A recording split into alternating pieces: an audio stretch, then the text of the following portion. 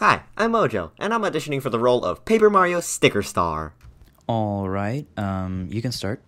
Hi, I'm Paper Mario Sticker Star, and I'm a fucking disgrace.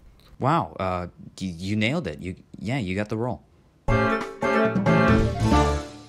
We all make mistakes in life, that's how I got here. But not all mistakes are bad, some of them can turn out to be really fun. Video games can sometimes be kinda bad though. Whether it be a bad concept, poor execution, Werehog Sonic, or it's just not fun. But what if there were some games that weren't exactly bad, they're actually really fun, but they just make you ask, why? Why do these even exist? Who was smoking up the house at 3 AM? Who thought the human race wanted to draw pizzas with a slice taken out of it? Packpix, also known as, what even is this?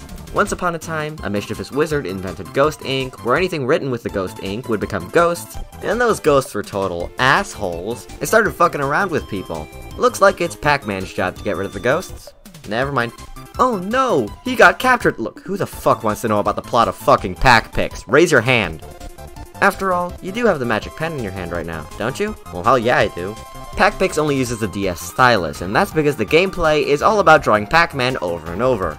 Each level is a page of a chapter in a book, and each page has a certain amount of ghosts. You have limited time and a limited amount of Pac-Mans you can draw, and you can change their direction by drawing walls. There's some strategic thinking here, so it's not all just draw big Pac-Man, win game. Honestly, this game isn't that bad, it's actually quite fun. The controls are a bit finicky and take some time to get used to because you're only playing with a stylus, but it's not exactly a deal breaker for me. I played the shit out of this game growing up, so you know I didn't have friends. There's boss levels, there's a really pleasing art style, there's the ability to draw hideously deformed Pac-Man with a giant chin. Yeah, this game isn't half bad, but it's just... why? Shin Megami Tensei Liberation DX2 is a role-playing game developed by Atlus and Sega released for iOS and Android devices. That's right, it's a mobile game. So DX2 stands for Device Times 2 because you need 2 devices to even remotely have enough storage to play this fucking game. You play as a member of the Liberators organization who has the power to control Shin Megami Tensei demons. The plot is all over the fucking place, but I think that you're opposing a group of people known as the Acolytes who do bad shit to humanity or something. I don't know, nor do I care. I've never played a Shin Megami Tensei game, Persona doesn't count. But from what I've gathered, DX2 is essentially gacha game SMT. That's fun. The core gameplay is turn-based battles against other demons that you can possibly recruit, and you exploit enemy weaknesses to get the most out of your turns. While the game is fun and certainly looks pretty nice, it got pretty boring for me after just a while. It's the same boring process over and over with little to no difference, and the plot is pretty hard to get into. This game isn't memorable at all, nothing really stands out to me aside from gacha game SMT, and overall think it's okay for a mobile game, but doesn't hold up well compared to other games. Hey, at least it has Jack Frost in it. Hee-ho, bitch. Fossil Fighters, known as We Are Fossil Diggers in Japan, is a role-playing game developed by a bunch of irrelevant companies that you don't care about, released in 2008, where, think Pokemon, but only the fossils, and you can revive them into creatures known as Vivosaurs and force them to fight. You play as a nameable protagonist. So they call you Daddy, eh? I do not regret my name choice whatsoever. You look like fucking Satan Spawn and want to become a Pokemon Fossil Fighter. You ever just get run into by a child and fucking die? To actually become a fossil fighter, you must have Vivosaurs, which can be revived from fossils that you dig up. Only the head fossil can be revived, but the other pieces can be used to power up your Vivosaurs.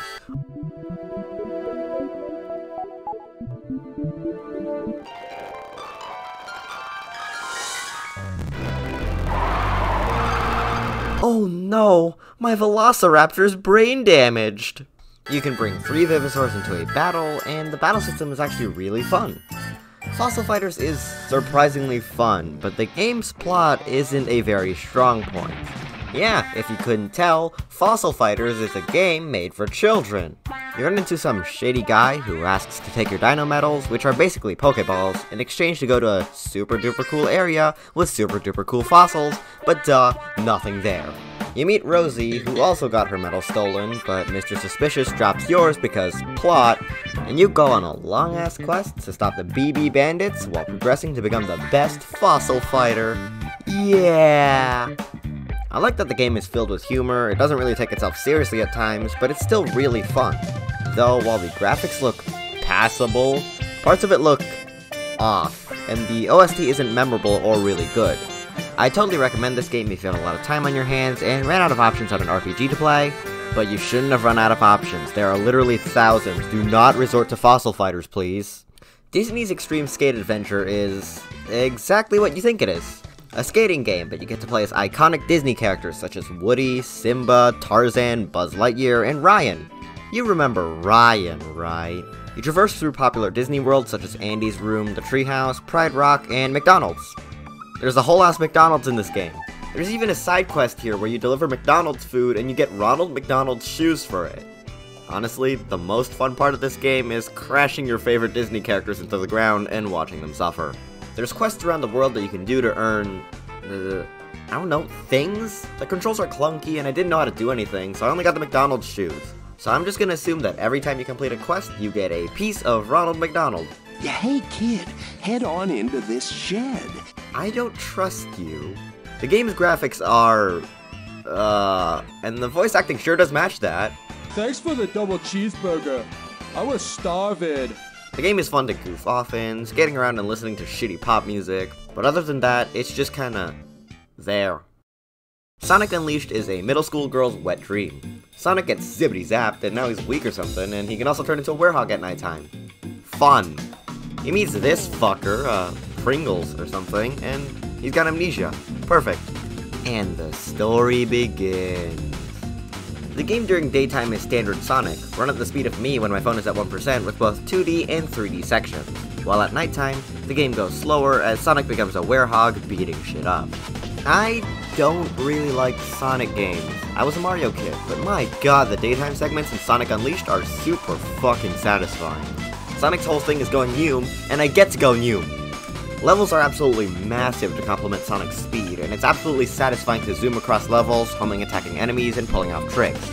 In stark contrast, nighttime levels transform Sonic into a werehog, and the levels are slower and focused on combat. When I think of Sonic, I don't think of shitty beat-em-up. Trying to do something different is good. Stepping out of your comfort zone and experimenting isn't a bad thing, but just werehog Sonic? Focused on combat? This isn't Sonic. I mean, I wouldn't know. I grew up with Mario. Sonic could have been a Warriors game for all I know. The game switches between two different playstyles not very seamlessly, and while I think the nighttime segments are okay, the parts of the game that I really enjoyed come from the day segments. The game's OST and graphics, though, absolutely amazing. I love zipping through the stages, as even though I barely have the time to look at it, this game is gorgeous. And the OST is actually really good. I'm a fan of the main theme of this game myself, no matter how cheesy the lyrics are. Critics really did not like the nighttime segments, and while I didn't find them too much of a pain to go through, if I had to choose, I'd much rather just play through the game with the daytime levels. It's a shame. From what I've heard, the daytime segments are some of the best in Sonic history, but the game is held back by switching between Sonic's strong suit and a bland beat-em-up. Please, Sonic, stick to who you are and never go back to your buff persona. We covered Packpix earlier, but the pack is back with Pac-Man and the Ghostly Adventures, a game inspired by the equally terrible animated television show of the same name that's an insult to everything I love. It is an insult to video games, to video game history, to animation, to storytelling, to my mother. Packopolis is under attack by Betrayus, who wants to steal the Frigidigitator. Oh no! The Frigidigitator! It's up to Pac-Man to save the day. You know, plots to video games, even ones made for children, are kinda like Bowser's gonna take over the entire galaxy, or aliens are gonna mechanize your world. Never have I taken a plot to a game so lightly. Oh no! Comically evil villain with a terrible name wants to steal the Frigidigidic. Come on, let's go save the day. The game takes place in a 3D space where you play as Pac-Man. You traverse through levels, chomping on ghosts, reach the end, and that's it. I can praise the game's visuals, they look good enough, and the controls work, but that's it. The game works. It's the same old, same old. The game's visuals, while they do look nice, they're pretty plain, the soundtrack isn't noteworthy, there's power-ups sometimes that change Pac-Man's moveset, but like, here's Ice Pac-Man, here's Fire Pac-Man, here's Autobot Pac-Man, here's Yoshi Pac-Man. The level design looks nice sometimes, but it's nothing really notable. Hell, we just straight up have Shiverburn Galaxy from Super Mario Galaxy 2 here. I mean, if they had to take ideas from another game, at least they took ideas from a game that's actually worth your damn time. The bosses aren't very notable either. Hell, the final boss doesn't even take that much time to beat. Pac-Man and the Ghostly Adventures is clearly made for children, specifically children who enjoyed the TV show and know Pac-Man as the teenage superhero with a voice that sounds like Ash Ketchum. It sounded important. Why would Cersei call us and then not be here when we showed up? And it does its job well enough. It's got care put into the game, I can tell, but it's not very fun to play through. It's bland, the camera doesn't control well, neither does Pac-Man himself. It's a relatively short game, but at least it looks kinda nice. I complimented the game's visuals, not Pac-Man. Put that thing back in hell where it came from. All of the other games really did make me go, why does this exist? But of course, I've saved the best for last. Anyone know a church nearby? Developed by Gerard Zimmer for a programming class, H.H. Greg's Quest for Coupons is an abomination and shouldn't exist. It's Christmas in July, and H.H.'s coupons have been stolen by the Pixar lamp. H.H. has to go look for his coupons in 2 large open worlds. H.H. Greg's Quest for Coupons is a platforming game. H.H. can jump, high jump, wall jump, and long jump. Greg. Coupons are either scattered across the world, or NPCs have them, and you have to do quests for them to get coupons. We have great characters such as this guy, Chuck E. Cheese, and... The controls aren't that good. It's quite hard to control HH since his physics aren't that good, but if I'm gonna be completely honest, I had the most fun with this game out of all the games I played for this video, that I actually 100% completed it. I got all 18 coupons in the game. Some of them were really hard, especially the one where you have to lead the large blue light bulb thing to Dr. Doofenshmirtz. There's a bunch of music tracks from random video games in here, and I got particularly excited when I heard the beginner's room music from Kirby's Air Ride in the tutorial area. You know, for a random game made for a high school project, the fact that it's actually really fun just goes to show that if you put passion into something that you love, the product will be great. Also, Billy Mays is here. Hi, Billy Mays here. In the end, I had the most fun with H.H. Greg's Quest for Coupons. I found Packpix and Fossil Fighters to be very fun. Sonic Unleashed was pretty good, the day segments at least. Pac-Man and the Ghostly Adventures was decent. Disney's Extreme Skate Adventure exists, and we will ignore Shin Megami Tensei Liberation DX 2. Really though, none of these games should probably have existed, but you know what? I'm glad they do. You can't have the good without the games that belong in a landfill. You know what? I'm not in a position to say this. I'm a game known for replacing fun RPG mechanics with stickers, a lack of partners, and killing off the fucking series.